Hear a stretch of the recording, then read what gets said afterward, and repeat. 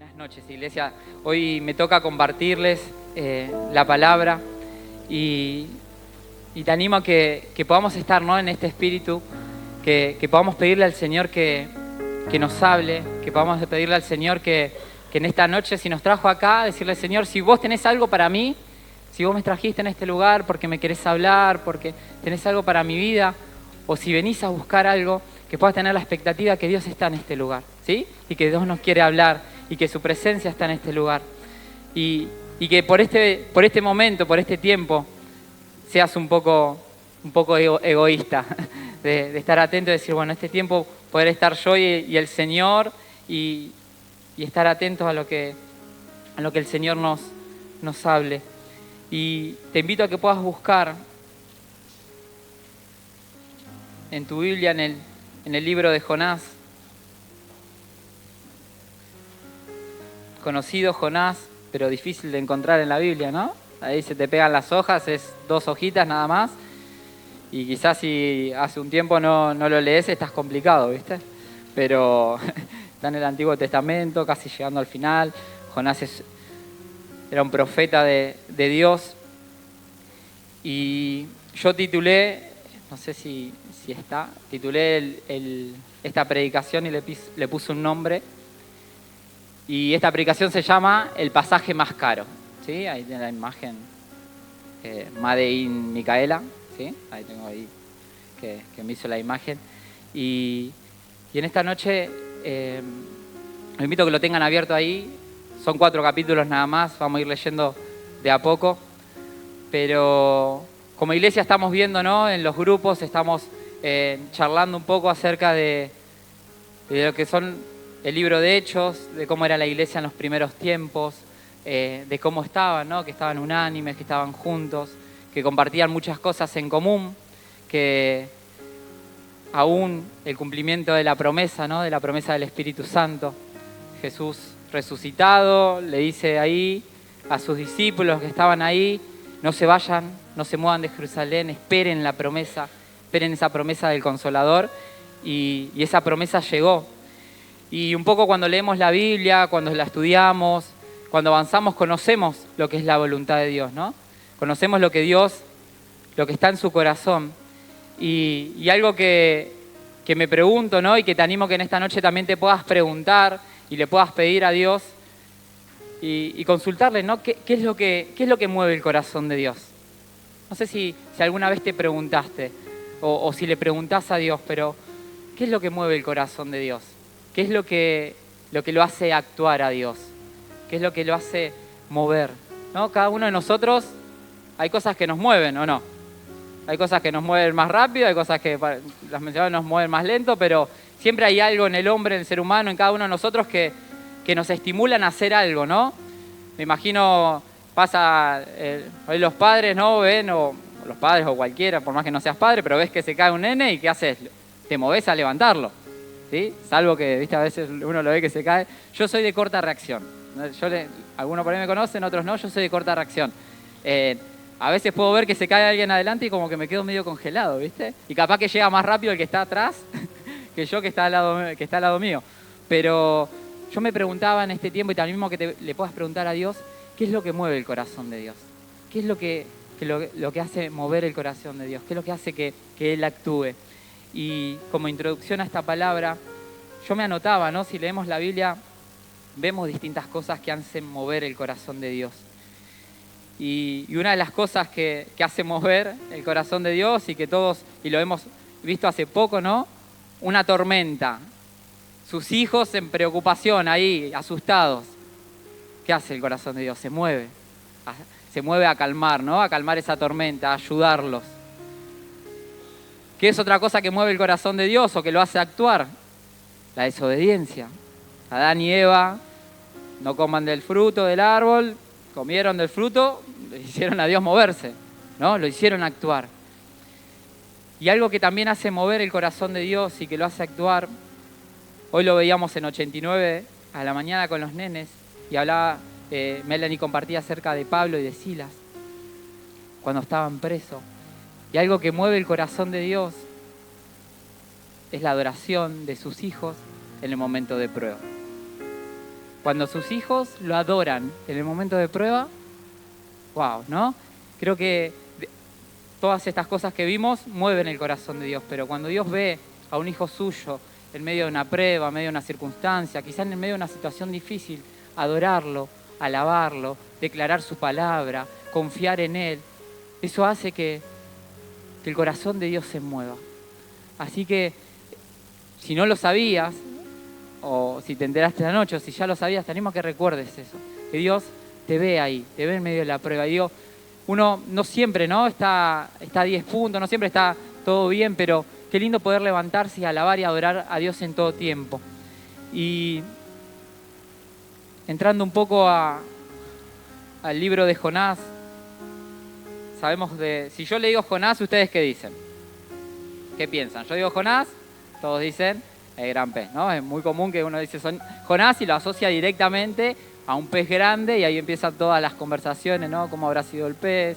¿De qué tamaño? ¿De qué color? Bien, pero Jonás era un profeta, ¿sí? Y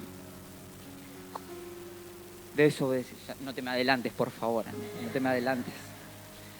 Dice Jonás 1:1, vino la palabra de Jehová a Jonás, hijo de Amitai, diciendo, levántate y ve a Nínive, aquella gran ciudad, y pregona contra ella, porque ha subido su maldad delante de mí. Dice que vino palabra de Jehová a Jonás y le dijo, levántate, Jonás. ¿Hay alguno que vino por primera vez? ¿Hay alguien por primera vez? ¿Bien? ¿No? ¿Estamos? ¿Bien? ¿Somos? ¿Por qué? Dice que Jonás, que era un profeta de Dios. Jonás era alguien que estaba en comunión con Dios, que hablaba con Dios, que hablaba de parte de Dios, que tenía una relación con Dios, ¿no? Y dice que vino palabra de Jehová a Jonás diciéndole, levántate y andá a Nínive. Andá a predicar. A Nínive. Gracias. Y andá y predicá de la palabra de Dios. Andá y hablá de la palabra de Dios.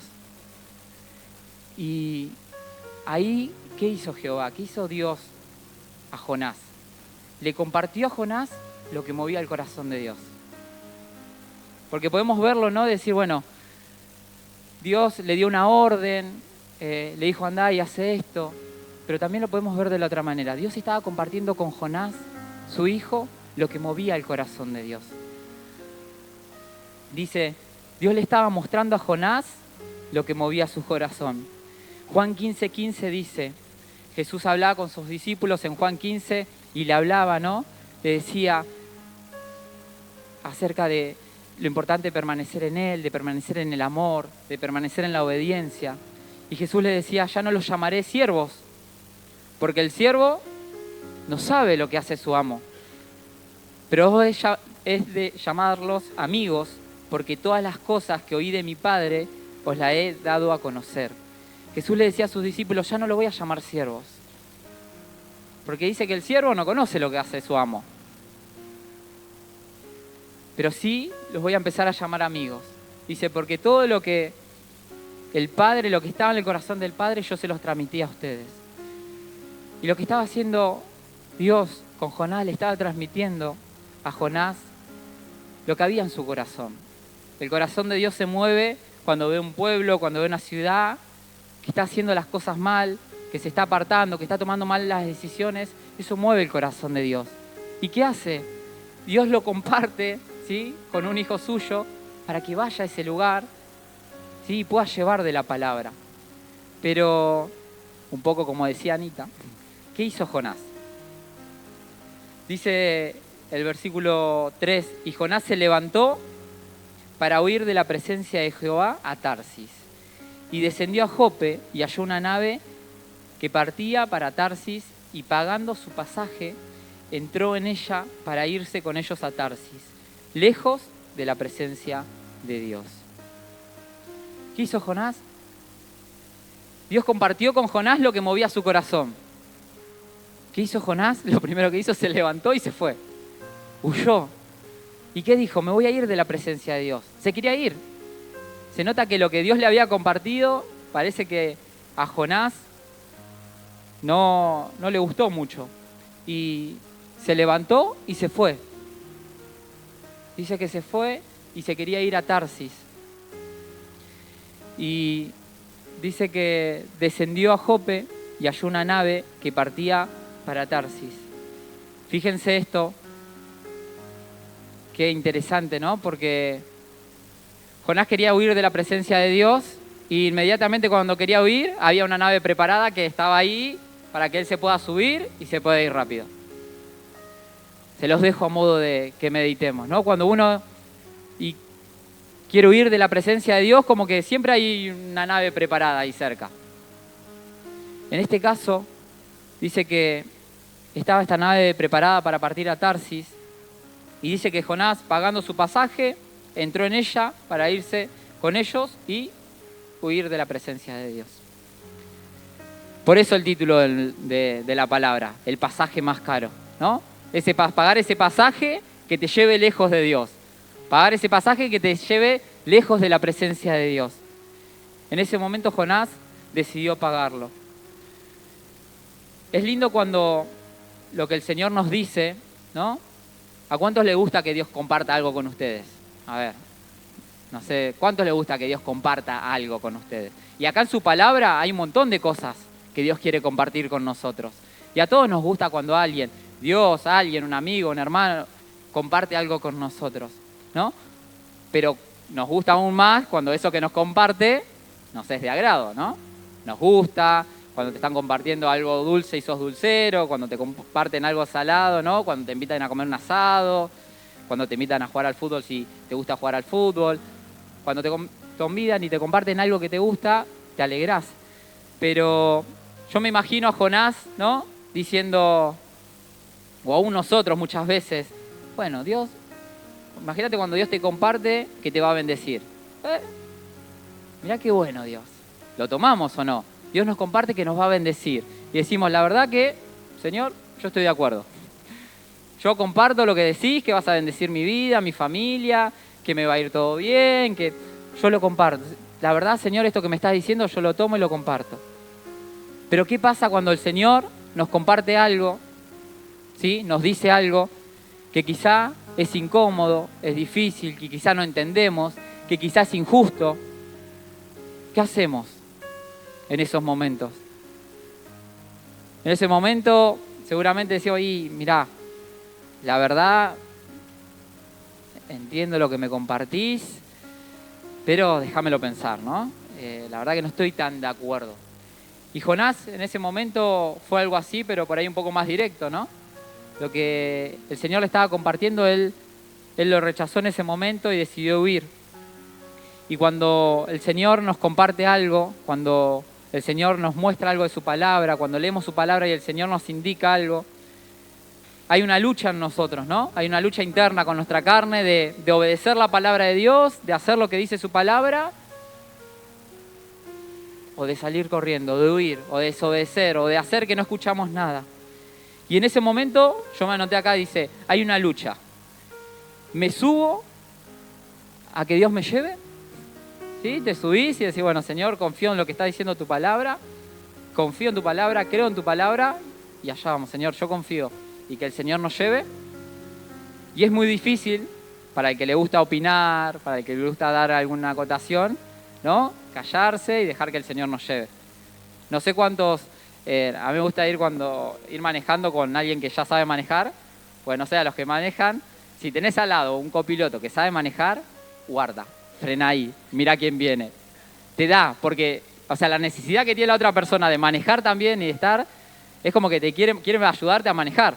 En cambio, si vos estás de copiloto, tenés a alguien que no maneja, vos hasta que no choque no se da cuenta que está siendo imprudente, nada, vos hasta que no llegues porque no tiene por ahí la intuición de ir diciendo, ¿no? De ir observando. Entonces, a mí muchas veces me cuesta ir de copiloto porque como que me dan ganas de manejar o de opinar. Entonces, cuando el Señor nos muestra, cuando el Señor nos comparte algo, podemos hacer dos cosas. Señor, confío en lo que dice tu palabra, quiero ser obediente a tu palabra, me subo, ¿no? Y que Dios me lleve, o tengo la otra alternativa de comprar pasajes a Tarsis, ¿sí? Como hizo Jonás. Y esto, viste que siempre hay algunas cosas que nos quedan, ¿no? Y cuando digan, viste que uno dice, uy, ¿qué tal persona? Compró pasajes a Tarsis. Cuando te pregunten, ¿y cómo? Y mirá, compró pasajes a Tarsis. ¿Qué significa comprar pasajes a Tarsis? No es bueno comprar pasajes a Tarsis. Niños, no compren pasajes a Tarsis. ¿Sí? No es bueno comprar pasajes a Tarsis. No es bueno huir de la presencia de Dios, alejarnos. Pero hay esa lucha interna, ¿no? Y qué importante poder saber y confiar en lo que dice su palabra para que, más allá de lo que nosotros podamos pensar en ese momento o podamos sentir, podamos ser obedientes. Y Tarsis dice que no era un pueblo que era enemigo del pueblo de Israel, no era un pueblo que eran aliados. Entonces quizá había un montón de argumentos que tenía Jonás para no querer ir. Pero Dios le estaba diciendo que vaya. Dios le estaba diciendo que él debía ir, que debía predicar la palabra para que ellos puedan ser salvos. Y algo que preparando me asombra también de decir, qué loco, ¿no? Esto del amor de Dios y cómo Dios nos ama y cómo Dios nos busca y es fiel y muchas veces, a pesar de muchas circunstancias, su fidelidad sigue ahí y permanece. Porque Jonás fue desobediente, se subió a esta nave, se iba para Tarsis. Pero ¿qué pasó después? Dice, pero Jehová hizo levantar, en el versículo 4 del capítulo 1, un gran viento en el mar. Y hubo en el mar una tempestad tan grande que pensó que se partiría la nave. Se subió Jonás a la nave, lo estaba llevando, él se estaba alejando. Tormenta, viento, ¿sí? Pero una linda tormenta, no algo tranquilo. Gloria a Dios por esa tormenta, ¿no? Porque esa tormenta iba a hacer traer de nuevo a Jonás. Y en el barco se empezaron a desesperar un poco, ¿no? Dice que estaban ahí los marineros y estaban viendo que la tormenta era más fuerte, que se estaba complicando. Entonces empezaron a preguntar, ¿debido a qué? Me imagino que capaz que el día era perfecto, que no estaba anunciado nada y de repente tormenta. Entonces se preguntaron ellos, es raro. Y empezaron a sospechar. Y dice que los marineros tuvieron miedo y cada uno clamaba a su Dios y echaron al mar los enseres que había en la nave para descargarla de ellos. Pero Jonás había bajado al interior de la nave y se había echado a dormir. ¿Qué estaba haciendo Jonás? Durmiendo. Durmiendo. ¿Sí? Jonás tenía algunas cosas de Jesús, porque Jesús también dormía, pero no era la misma circunstancia precisamente, ¿no? Y la otra vez hacía ese chiste porque digo, modestamente tengo algunas cosas de Jesús que me gusta dormir. Jesús dormía, ¿sí? En medio de la tormenta él estaba tranquilo. Jonás también estaba tranquilo. O al menos no lo molestaba mucho porque él estaba durmiendo. Me imagino que si era un profeta de Dios y demás, él no estaba tan tranquilo en esa circunstancia. Pero todos en el barco se desesperaron y estaban viendo cuál era el motivo. Dice, y el patrón de la nave se le acercó y le dijo, ¿qué tienes, dormilón? Levántate y clama a tu Dios. Quizá Él tendrá compasión de nosotros y no pereceremos. Dice que más adelante, después léanlo, pero se los comento. Dice que más adelante después echaron suerte, ¿sí? Y todo cayó sobre Jonás, que él era el culpable de esa tormenta. Dice, y aquellos hombres temieron sobremanera y le dijeron, ¿por qué has hecho esto? Porque ellos sabían que huía de la presencia de Jehová, pues él se lo había declarado. Y Jonás le tuvo que decir, ¿no? Lo atraparon ahí, sabían que él era el culpable de la tormenta y le comentó, mira, yo estoy huyendo de la presencia de Dios. Me estoy yendo de la presencia de Dios. Y esa tormenta es porque creo que hay alguien que me está buscando, hay alguien que me está llamando. Y me pongo a pensar, ¿no? Con respecto a lo que es el amor de Dios, porque aún esa tormenta que puede generar un montón de dificultades para las vidas de esas personas, aún para Jonás, ¿no? Esa tormenta es Dios llamándonos, es Dios buscándolo a Jonás, es Dios recordándole, mirá, por más que te alejes, por más que te vayas lejos, que compres pasajes a donde sea de mi presencia, va a estar medio complicado que puedas huir. Y qué lindo saber que Dios nos busca, ¿no? Qué lindo saber que Él nos llama. Y más adelante, en el versículo 11, dice, ¿qué haremos contigo para que el mar se nos aquiete? Porque el mar se iba embraveciendo más y más. Y él respondió, tomadme y echadme al mar, y el mar se os aquietará, porque yo sé que por mi causa ha venido esta gran tempestad sobre nosotros. Y creo que nadie se opuso, Jonás dijo tírenlo al mar y me imagino que ni votación, ¿sí? Todos dijeron vamos a tirarlos y así se va a calmar. Dice que lo tiraron al mar, se calmó la tempestad, pero ahí otra vez el amor de Dios, ahí otra vez el amor de Dios en acción, ¿no? ¿Por qué? Dice que después, en el versículo 15 dice, y tomaron a Jonás y lo echaron al mar, y el mar se aquietó de su furor, y temieron aquellos hombres a Jehová con gran temor, y ofrecieron sacrificio a Jehová e hicieron votos. Pero miren lo que dice el 17. Pero Jehová tenía preparado un gran pez que tragase a Jonás, y estuvo Jonás en el vientre del pez 3 días y 3 noches. Fíjense ahí otra vez la mano de Dios. Tenía preparado el pez, ¿para qué? Para que Jonás no quede ahí, ¿sí? Porque seguramente no iba a poder sobrevivir mucho. Pero ahí otra vez la mano de Dios buscándolo a Jonás. Y qué importante que podamos, ¿no?, meditar en esto y pedirle a Dios que nos ayude, ¿no? Que nos ayude a poder, primero a poder anhelar las cosas que mueven a Dios, anhelar las cosas que hacen mover la mano de Dios. Pero también qué importante poder ser obedientes a su palabra, qué importante poder, a lo que Él nos dice, poder ser obedientes, ¿no?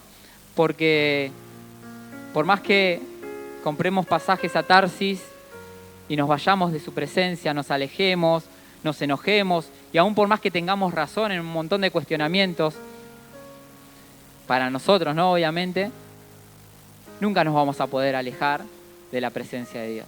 Nunca vamos a poder huir, ni vamos a poder ir a un lugar tan lejos del cual el Señor no nos pueda llamar o no nos pueda rescatar. Y siempre el Señor también va a compartir eso con un hijo suyo para que vaya y predique la palabra, ¿no? Y como iglesia estamos viendo cómo el Señor se movía, cómo era la iglesia en los primeros tiempos, la unidad, lo importante, ¿no?, de poder ser llenos del Espíritu Santo para poder compartir, ¿no?, la palabra. Y qué importante que podamos también como iglesia anhelar lo que está en el corazón de Dios, que podamos anhelar lo que mueve el corazón de Dios. Y en el capítulo 2 dice ¿qué iba a hacer Jonás adentro del pez? Imagínense, ahí Jonás bien se sabía todas. Dice el primer capítulo, el capítulo 2, versículo 1, dice, entonces oró Jonás a Jehová su Dios desde el vientre del pez. Jonás, un cristiano con todas las letras, ¿no? Sabía qué tenía que hacer. Estaba complicado ya está. O sea, entonces ¿qué empezó? Ahora busco a Dios. Voy a orar. Intentó huir, intentó escaparse, no pudo, se encontró dentro del gran pez, y creo que todos los que estamos acá dentro del gran pez no hubiésemos puesto a orar, ¿no? Habrá doblado sus rodillas si tenía espacio, cerró sus ojos y empezó a orar. Pero qué necesidad, ¿no?, de estar dentro del gran pez pudiéndolo evitar.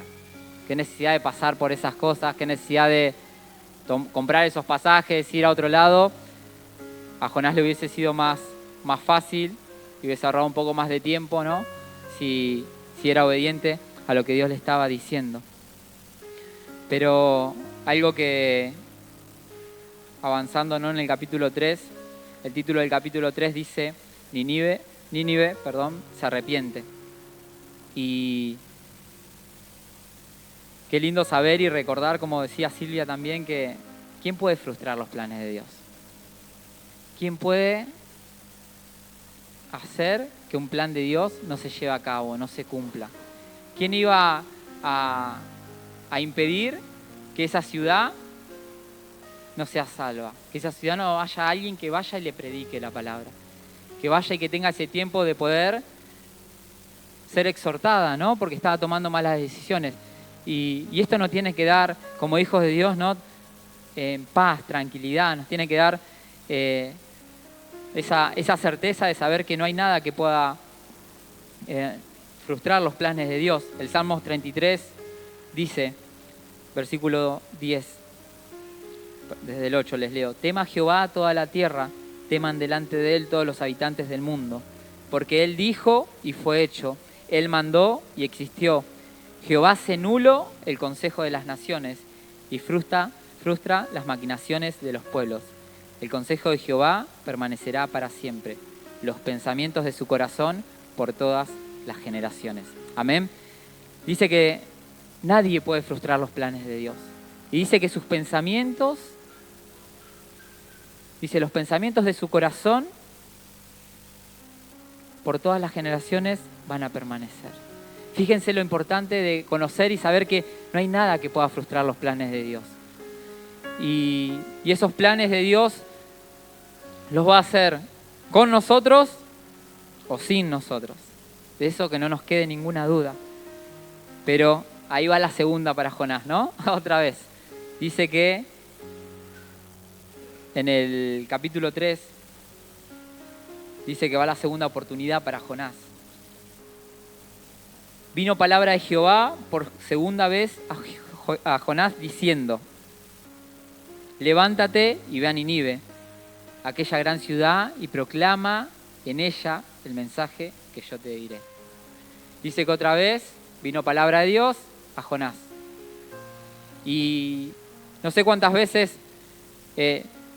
Dios nos dijo una cosa, desobedecimos, pero Dios vuelve a decirnos la misma cosa y nos da otra oportunidad. Y en esta palabra vemos que Dios le dio otra oportunidad a Jonás. ¿Sí? Le volvió a decir lo mismo. El propósito de Dios, el plan de Dios, lo que movía su corazón es que él vaya a predicar a Nínive. Que vaya y que les hable, que pueda hablarles de la salvación y que pueda exhortar sus vidas, ¿no? Con la palabra. Y lo quería hacer con Jonás, se nota. Se nota que lo quería hacer con Jonás, porque si no hubiese dicho, ya está, estás ahí, ya compraste el pasaje, si querés volver. No, se nota que Dios lo quería hacer con Jonás. Y si estamos acá, es porque Dios lo quiere hacer con nosotros. Si estás acá, es porque Dios lo quiere hacer con tu vida. Si estás acá, es porque hay un plan y un propósito de Dios con tu vida. Lo habrás escuchado 1.000.000 de veces, pero es la verdad. Y es lo que dice su palabra. Y si estás acá sentado es porque Dios está empecinado con tu vida, con tu familia, con tu matrimonio. Dios está empecinado en hacer su obra a través de tu vida. Y en este caso dice que Jonás se levantó y fue a Nínive, conforme a la palabra de Jehová. Dice que era una ciudad grande en extremo. Y si seguimos leyendo, dice que proclamó la palabra y que todos fueron salvos. ¿Sí? Todos fueron salvos. Fíjense lo importante de poder ser obedientes a la palabra de Dios. Y quizá me voy un poco más allá, ¿no? de lo cotidiano. Quizá hoy me voy un poco más allá de nuestra necesidad, nuestras cosas, nuestra falta de trabajo, nuestras dificultades, nuestras enfermedades. Quizá me voy un poco más allá de eso. Porque hay un propósito más grande que solamente nuestra vida. Y ese propósito lo tiene Dios para todo el mundo, ¿sí? Y en este tiempo el Señor quiere usarnos como iglesia. En este tiempo Dios quiere usarnos cada una de nuestras vidas. Y no sé cuántos de ustedes quieren y anhelan poder decirle al Señor en esta noche: Señor, contame, háblame lo que mueve tu corazón. Háblame qué es lo que mueve tu corazón, qué es lo que te hace actuar. Y que yo pueda moverme conforme a lo que tu corazón lo mueve. Que yo pueda actuar conforme a lo que tu corazón anhela y desea. Y que cuando el Señor comparta algo con nosotros, podamos hacer como Jonás, ¿no? La segunda vez. Podamos levantarnos e ir y poner manos a la obra de lo que el Señor nos está diciendo. Pero si quizá estás acá y quizá el Señor compartió algo con vos, pero compraste pasajes a Tarsis y huiste de la presencia de Dios y dijiste: bueno, me voy a alejar porque no te gustó lo que decía, porque no estabas de acuerdo, porque te parecía injusto, porque era difícil, porque no estabas... Hoy el Señor, como hizo con Jonás, que usó esa tormenta, que usó ese pez para traerlo de nuevo, y el Señor te trae de nuevo. y te da esa oportunidad. Cuando deseamos huir de la presencia de Dios, siempre habrá una nave preparada. Cuando deseemos alejarnos de Dios, siempre va a haber una nave ahí preparada para que nos vayamos.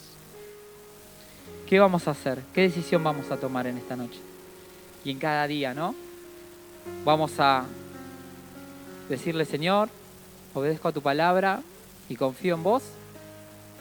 O vamos a comprar pasajes a Tarsis y nos vamos a ir lejos de la presencia de Dios. Y en el capítulo 4, para ir terminando, esta versión dice el enojo de Jonás, pero hay otras versiones que dicen el Señor enseña misericordia. Y el Señor nos quiere enseñar algo, el Señor nos quiere compartir algo en esta noche.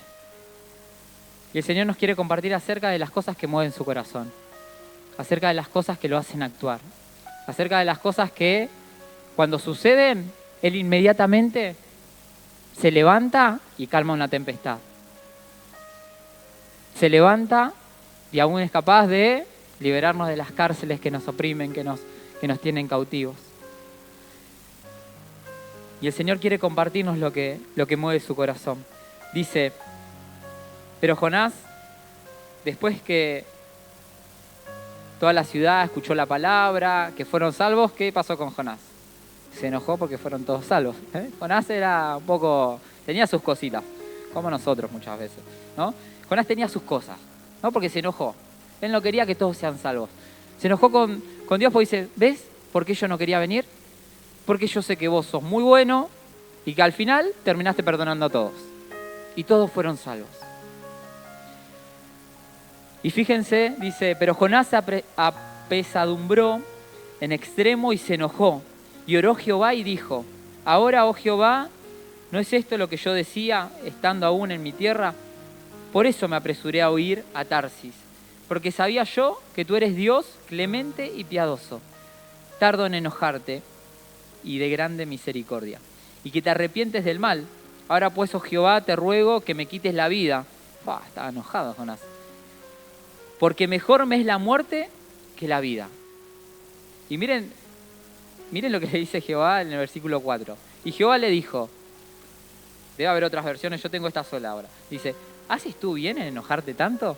Es como que tú lo estás mirando, ¿no te estás pasando un poco de mano o no? Es mucho el enojo que tenés por esto. O sea,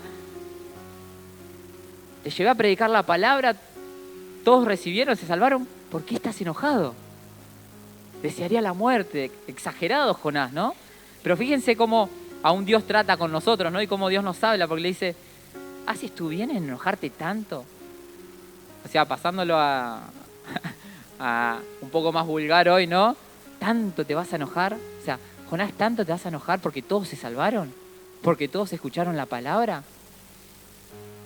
Y salió Jonás de la ciudad y acampó hacia el oriente de la ciudad y se hizo allí una enramada y se sentó debajo de ella a la sombra hasta ver qué acontecería en la ciudad. Y preparó Jehová Dios una calabacera, la cual creció sobre Jonás para que hiciese sombra sobre su cabeza y le librase de su malestar. Y Jonás se alegró grandemente por la calabacera. Pero al venir el alba del día siguiente, Dios preparó un gusano, el cual hirió la calabacera y se secó. Y aconteció que al salir el sol, preparó Dios un recio viento solano, y el sol hirió a Jonás en la cabeza y se desmayaba. Y deseaba, otra vez deseando la muerte, y deseaba la muerte diciendo, mejor me sería a mí la muerte que la vida. Entonces dijo Dios a Jonás, ¿tanto te enojas por la calabacera? Y él respondió, mucho me enojo hasta la muerte. No daba el brazo a torcer Jonás. Y dijo Jehová, tuviste tú lástima de la calabacera en la cual no trabajaste, ni tú la hiciste crecer, que en espacio de una noche nació y en espacio de otra noche pereció. Y no tendré yo piedad de Nínive, aquella gran ciudad donde hay más de 120.000 personas que no saben discernir entre su mano derecha y su mano izquierda y muchos animales. Qué terrible, ¿no? Qué enseñanza. Y el Señor en esta noche nos comparte acerca de su misericordia. Nos enseña acerca de su misericordia. Jonás le compartió y le tuvo que enseñar un montón de cosas. Pero Jonás estaba enojado porque todos habían sido salvos, porque escucharon la palabra. Pero fíjense lo que hizo. Le hizo crecer esta planta, que lo cubra de noche, estaba contento Jonás. ¿Qué hizo Dios? ¿Sí? Un gusanito, se comió la planta, quedó ya Jonás otra vez sin esa cobertura. Y ahí Dios le dice, ¿te enojás por algo que no te llevó nada? O sea, porque vos no hiciste nada, ni la sembraste, ni la regaste. Y vos pensás que yo no voy a preocuparme por esas 120.000 personas que están ahí, que están tomando malas decisiones, que están perdidos, que necesitan que alguien vaya y le predique. Hermanos, si el Señor nos anima, ¿no?, a poder anhelar lo que mueve el corazón de Dios, a que en este tiempo podamos, obviamente, traer nuestras cargas delante de Dios, pero que podamos ser parte de eso que Dios está haciendo, ¿no?, que está haciendo en la iglesia, que está haciendo en la ciudad, que está haciendo en cada una de nuestras vidas, y que podamos ser parte de lo que mueve el corazón de Dios. Y yo realmente le pido, y te animo a que le puedas pedir, le digo, Señor, mostrame qué es lo que mueve tu corazón. Y lo que mueva tu corazón, que también mueva el mío. Y que Dios te muestre. Y que cuando Dios te muestre, no tardes en ir y hacer. En ir y llevar de la palabra. En ir y compartir tiempo. Algo que siempre recuerdo y que dice la palabra, dice que Dios es padre de huérfanos y defensor de viudas. ¿Conoces a alguien que no esté con los papás, que esté pasando alguna situación? ¿Conoces a alguien que sea viudo, que sea viuda? Eso mueve el corazón de Dios. ¿Conoces a alguien que esté pasando algún tipo de necesidad? No hablo solamente de las materiales, sino las del alma. Que esté pasando algún tipo de tristeza, que esté enfermo. Eso mueve la mano de Dios. Eso mueve el corazón de Dios. Pero que el Señor nos lo pueda revelar como iglesia. Que Él pueda revelar a cada una de nuestras vidas qué es lo que mueve su corazón. Y que podamos estar ahí. ¿Tenemos problemas, circunstancias? Un montón. Oramos por eso y se las dejamos a Dios y Dios se encarga. Pero qué importante que en el mientras tanto, mientras que transitamos, mientras que vivimos, podamos caminar de acuerdo a lo que mueve el corazón de Dios. Amén. Te animo a que te pongas de pie.